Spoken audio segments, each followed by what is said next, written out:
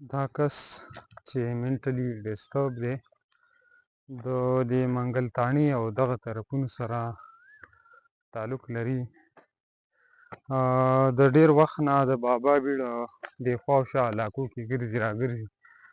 اکثر چې چېرته په لاره تېرېږم ورته ودرېږم اکثر فریاد کوي چې وږی یم تږی یم.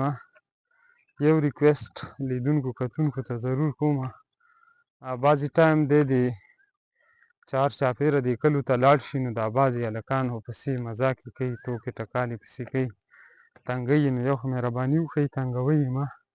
بل لیونی دی که چېرته د روټۍ ټایم وي د چای ټایم وي د روټۍ او د چای خیال یې وساتئ د الله تعالی د رضا دپاره، ځکه چې دا لیونی دی. که چېرته روغ وی نو ځان له خپل پلار مور لکه هېڅ نه شو کولی او پنډ لرګي به یې راوړل او بیزې خو به یې ځړولې که نه. نو خیال یې وساتئ ضرور. بل که چېرته کلي ته ځي نو ځان سره یې ضرور بوځئ. ځکه یو ورځ یې بازار کې وختو ډاټسن ته، هغه کس ډېر زیات بې عزته کړو.